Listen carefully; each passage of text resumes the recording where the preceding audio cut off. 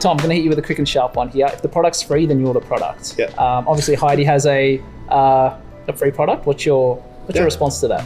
Yeah, we hear it a lot.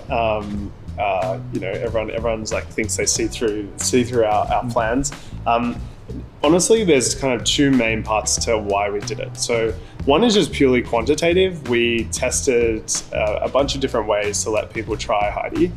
And what we found was clinicians are very time poor and they just don't stick on trials. So you give them a 7-day trial, they disappear in day 2, and then now that they've burned their trial and they just never come back. So then we're like, okay, why don't we do it based on number of sessions? And then people would get to the end of the sessions and they would email us and say, I just really want to be able to use it a little bit more. And the other behavior we noticed was that people would specialize Heidi for themselves once they'd used it a certain amount, because they didn't want the generic notes that we gave them. So we tested, okay, why don't we just make it free and then limit the personalization, specialization part? And the maths of that worked. Like we had enough people that would pay, and those people that paid used Heidi the most. And then the people that used it for free, there was something about the product that wasn't quite good enough for them yet. Or the free was fine for them.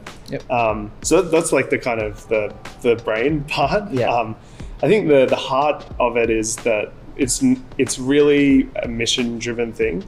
There's lots of opportunity here. Like the notes is just the beginning. We capture interesting information about what the clinicians want to do next, what needs to happen for that patient, and whether it's the front desk or doing things for them in the practice software or engaging patients down the track. Like all these things are very valuable. So the idea that we can let anyone, like nurses, carers, people that wouldn't have otherwise been able to use Heidi, just start saving time in their day and basically making a bet on ourselves that we'll find ways to make that good for the business, but it's good for the world that people can just pick up Heidi and start using this product, getting hours back in their day.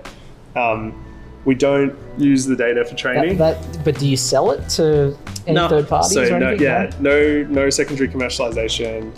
You and I have worked hard to make that explicitly clear, because like that's our currency. If we ever stuff this up, even in a small way, like we lose our reputation forever.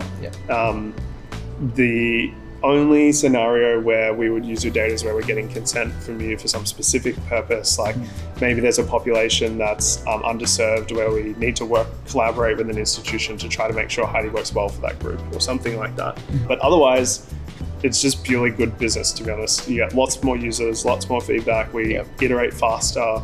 Back to the clinician feedback point, we can just do more cycles, more turns at the game. And that means both a safer but a better product, and then a product that people are willing to pay for, because we can limit some of the things that they want the most, but give the free away liberally, because it's a great way to get them started.